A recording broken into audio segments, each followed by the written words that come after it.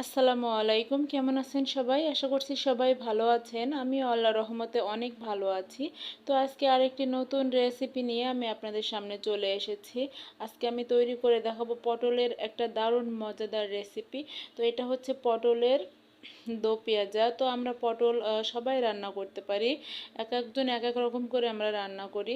তো শুরুতেই বলে রাখি, আপনারা যদি আমার চ্যানেলে নতুন হয়ে থাকেন তাহলে অবশ্যই আমার চ্যানেলটি সাবস্ক্রাইব করে দিবেন, লাইক কমেন্ট শেয়ার করে দিবেন, পাশে থাকা বেল বাটনটি অন করে দিবেন, যেন সমস্ত নতুন নতুন ভিডিও ছাড়ার সাথে সাথে নোটিফিকেশন আপনার ফোনে চলে যায়। আর অবশ্যই আমার পুরো ভিডিওটি দেখার অনুরোধ রইল আপনাদের কাছে। অবশ্যই না টেনে পুরো ভিডিওটি দেখবেন এবং কমেন্টে জানাবেন রান্নাটি কেমন হয়েছে।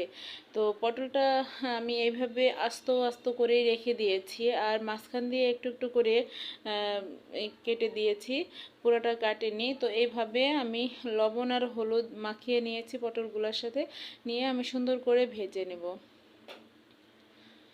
তো আমরা একে অপরকে যদি সাপোর্ট করি তাহলে এগিয়ে যাওয়া সম্ভব। আসলে একে অন্যের সাহায্য সহযোগিতা ছাড়া কেউ কখনো বড় হতে পারে না। আল্লাহর রহমত তো অবশ্যই লাগে, কিন্তু মানুষের সাহায্য সহযোগিতাও লাগে। আল্লাহ মানুষের মাধ্যম দিয়েই তো একজন মানুষকে প্রতিষ্ঠিত করাই। তো হচ্ছে আপনারা অবশ্যই আমার জন্য দোয়া করবেন, আমিও আপনাদের জন্য দোয়া করি। আপনারা অনেক বড় হন, আর আপনাদের যে উদ্দেশ্য নিয়ে হচ্ছে আপনারা চ্যানেল খুলেছেন সেই উদ্দেশ্য যেন আল্লাহ সফল করে। আমিও যে উদ্দেশ্য নিয়ে চ্যানেল খুলেছি, আল্লাহ যেন আমার উদ্দেশ্যটাও যেন সফল করে, এটা আপনারা সবাই দোয়া করবেন আল্লাহর কাছে। আমরা সবাই সবার পাশে থাকবো ইনশাল্লাহ। তো এরই মধ্যে আমি হচ্ছে অনেক কিছু করে ফেলেছি, আপনারা দেখেছেন। পটলগুলো ভেজে উঠাই নিয়েছি, তারপরে দারচিনি আর এলাচ দিয়েছি, এরপরে পেঁয়াজ দিয়েছি, যেহেতু দো পেঁয়াজা অনেকটাই পেঁয়াজ দেয়া লাগবে। আর দিয়ে দিয়েছি হচ্ছে টমেটো, একটা টমেটো কিউব করে আমি দিয়েছি।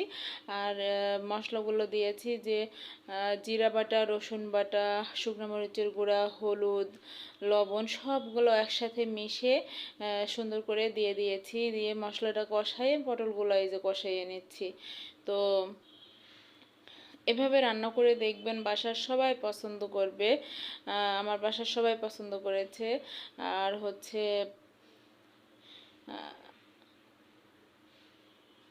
এই পটলগুলো কষানো হয়ে গেছে, এরপর আমি পানি দিয়ে দিলাম। আমি বেশি ঝোল করব না, এই জন্য পানি কম দিব। আর পানিটা কিন্তু আমি শুকাই নিয়েছি, পানি দিয়ে আবার একটু কষিয়ে নিয়েছিলাম।